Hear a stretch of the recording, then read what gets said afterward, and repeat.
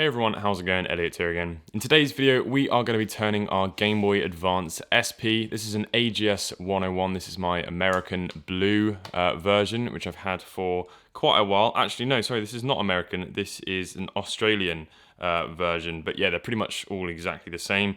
Obviously, it's just the sticker that changes. So yeah, this is a really cool Game Boy. I think I picked this up for... I think it was £20. I've done a video on this. I'll put it up in the card, which is in one of these corners. But I saw this on eBay, and it's going to make our Game Boy hopefully look like a Super Nintendo. Obviously, this is a SNES Mini, the classic Mini. So yeah, let's go ahead and check this out. I've paid a grand total of £10 for this, which obviously when you're trying to make, refurb Game Boys on a budget and then resell them, you probably would want to try and use the original shell, but you can't always cut corners, and sometimes you just have to go for a new one. But these are obviously unofficial shells, so you will get a slight loss in quality, but it shouldn't affect anything other than that. And it's only going to really be noticed by people who are proper Game Boy enthusiasts. But let's go ahead and rip into this. It took about 3 weeks to arrive, so definitely be prepared for a long wait time. But is it going to be worth the wait? Let's find out. So this, I believe, was actually a design that was done by someone on eBay, and then China have just seen it and basically robbed it, which is a little bit sneaky. But yeah, look at that. That is very, very cool. The greys are all slightly wrong. The light grey is too light, and the dark grey is too dark. So they've gotten all the greys wrong. Obviously, they didn't have one here to reference it. On the shoulder buttons, we've got blue and green, which imagine would mean that we're going to get yellow and blue inside, which we have. And actually, sorry, yellow and red, I'm not colorblind. Actually, inside, it looks very, very, very nice indeed. I'll pull out an SNES controller at the end and we can take a look at how similar it looks. We've got a dark grey button here and two dark grey buttons there. It says Super Famicom there, which is very, very nice. It's a shame that on our plastic lens, it's going to say Game Boy Advance, but hey ho. Nintendo logo, and yeah, this is actually very, very cool. So yeah, let's go ahead then and stop waffling, and we'll take this apart. I'll show you how simple it is, and we'll put it on there and see what it looks like. So very simply, there is 1, 2, 3, 4, 5 tri-wing screws. Let's go ahead and take them off.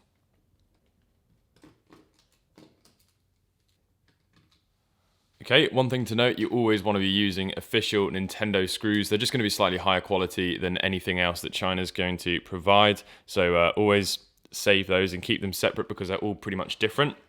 Once you've got all of them taken off, you need to grab a Phillips head bit. I use this screwdriver set. I'll leave a link to this and the replacement tri-wing bit in the description. So go ahead and remove that Phillips screw to the battery. Now's a good time to replace your battery if it's like sort of bulging a little bit, expanding or whatever, or if it's just not lasting very long. And then you need to switch back to your tri-wing bit and remove this tiny little screw just here. Now, as I said, keep all of those separate because they are all different. You can just lift the back up. We might need to transfer some bits over. Let's have a look. Inside here is the hinge covers, as well as the Nintendo logo. So you're going to need to definitely keep hold of that, unless you've got a silver Game Boy, in which case it pretty much will be the same. So yeah, everything is actually already in there, bar the little screw thread for the battery cover. So just pop a screwdriver bit in there and it should fall out quite easily. There we go. Ooh. Where'd that go? There it is. And then drop that into the shell. Next thing to do is go back to your Phillips screwdriver. You've got 1, 2, 3 Phillips screws there. Go ahead and undo those. Now after this, do not just yank this board up because under here is a ribbon cable which is very, very delicate, and the screens on the AGS 101s are what's worth the most amount of money. So just fold the screen back like I've just done, and then if you sort of tip the motherboard back just like this, you'll see that there are two tiny little plastic locks, which hopefully you can see there in this ribbon cable connector. If you just slide those down, the ribbon cable will come right off. and then you can remove the motherboard. And that is as simple as that is. And then all of this stuff you don't really need to keep, because in the new kit we're going to have replacement membranes of everything just under here, which is very nice. The one thing you will need to do though is move the foam cover for the speaker over, and also the speaker. I'm sure you could work that one out. Pop that to the side. We've still got a few bits to do on here. Keep the shell, obviously, even if it's a little bit scratched up. You never know, you might find another Game Boy online, and the shell might be even worse condition, so just keep it. What we do need to do now is remove these little rubber covers, which is quite a difficult task. Alright, and after that, go back to your Phillips screwdriver and remove these screws around the outside of the screen bezel.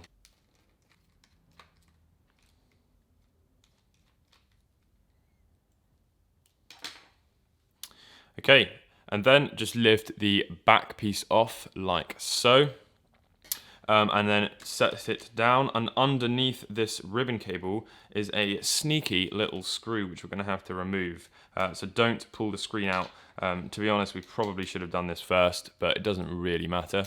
These screws just under here, and then this little hinge piece cover will fall off, and then you can just slide the whole screen through like so. And that is our screen out. And that is everything we need from the Game Boy SP shell, other than the hinge. That is actually one thing we do need to take out, and the hinge does not come with the replacement shell, so we're going to need to take those out. Very simple process, again, if you know how to do it. I use a big flathead screwdriver bit, and then you have to actually open the shell up, and then using your flathead bit, you're going to just catch all of these little clips that are holding that hinge in, just sort of rolling the screwdriver around, and it should just come out quite nicely like so. And then this one's a little bit more difficult because it's slightly harder to get to, but it will be no match for me.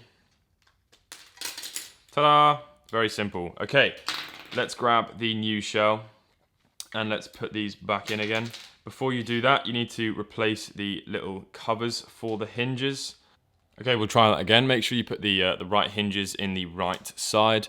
Push them in like so. Should go all the way down and get a nice little click. And there we go. You get a lock on the way shut and then a lock on the way open. Perfect. Look at that. Brilliant. Okay, next thing to do is put everything back in again. So take your screen, you're going to want to give that a little wipe just to get all the dirt out of where the sort of bezel was, because it would just accumulate there. I've already done a refurb on this not long ago, so it's pretty good condition. Slide the ribbon cable back in through there. Excellent. Grab the top piece, and then making sure that there's nothing on the table, or use a microfiber cloth. Pop it down. Get your Phillips screwdriver, and we're just going to put all of the screws back in the housing here. Okay, next thing to do is slide the hinge cover back on. Again, they've done this in a different color as well. Another really nice attention to detail, just separates it all up from everything else, because there's a lot of gray on this otherwise.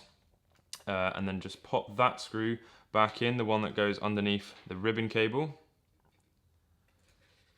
Next step is just make sure all of the buttons and everything are reseated, because they flew out in the process. Set them down, as well as the speaker. You may lose the little light tube here, which just helps the light dissipate in here. I'm actually going to use the official one, just because I'm a little bit more of a purist like that. I don't think it's really going to make any difference. Okay, lift the ribbon cable up, if you can get your nail under it. And I like to sort of just pin it up against the back of the shell, like that, and slide it back on. And lock those cam locks down, or bail locks, whatever they are. Okay, everything is in, it looks good. We are pretty much ready to just close it back up again now. So, Phillips screwdriver, 3 screws back into here. If you've kept them all separate and you remember the process, then you'll have no trouble putting everything back in the right place. Lastly, we're going to put the back piece on here. Make sure the power button is in the off position on both the motherboard and the power switch in here, and just drop it in like that. and everything will close up nicely. Remember, the first one to go back in is the tri-ring screw in here.